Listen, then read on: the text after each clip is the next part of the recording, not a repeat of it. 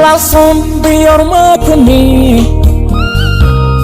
danuu nyaateera humna koo adaraan lubbuu koo furii hin balleessin galgala koo mudaa koo yommuun cuqqaalu karaa tokko moonatti qawa isa kana laalee garaan koo koramee boqonnaa na dhowwa dirree geeddarfamuun hin jirre siifan yaaddi garuu lubbuun koo utubbii jireenya koo dhaabii abiddan godhin galgala koo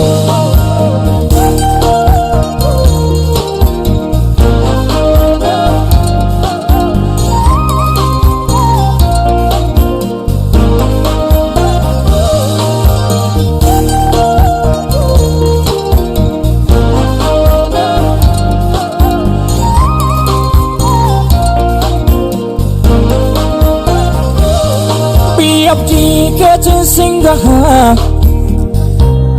naan jettee na fuutee kaatee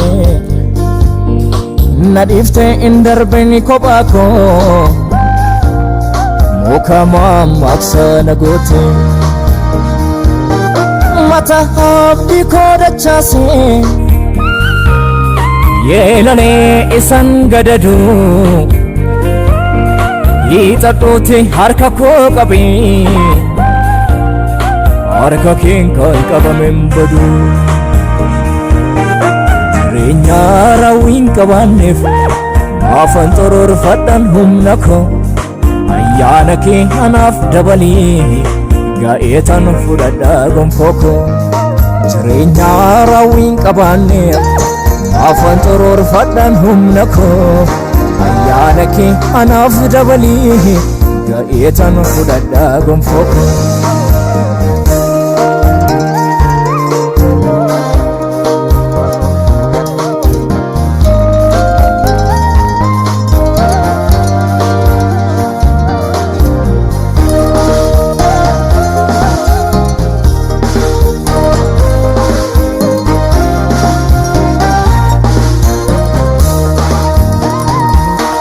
wal'aansoo keessaaf ala koo isa daadummaa wal mudduu lubbuu koon sitti kennadha garaan koo lubbuu koo fi yaadu jireenya lafarraaf dheebota guuttachuuf hawwii garaasa dhaabbatee ofiin ilaalu foonni koo cubbuuf of karoorsa ishee biyya hormaa jiraattu yeroodhaaf darabaa kennamte lubbuu koo naaf oolchi du'arraa nanni isin gonkumaa dagatte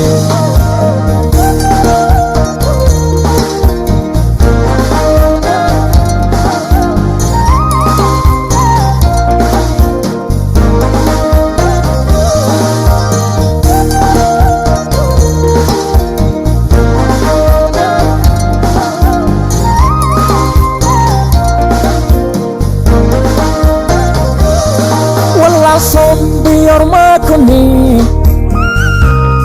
danuu nyaateera humna koo adaraan lubbuu koo furii hin balleessin galgala koo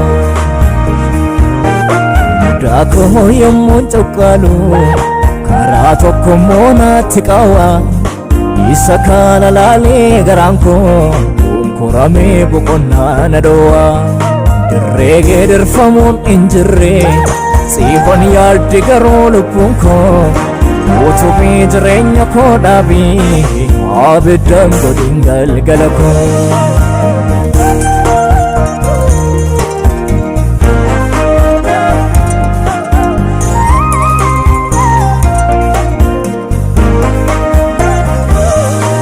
ifeenatti argama waahiin mana koo galgala na gargaara abbaa koo inni hundarra caala haalarraa ilaalee harra yoon si buuse bineensan na nyaatam riphee adamsee nan ceesisu humni kan koo yaraadha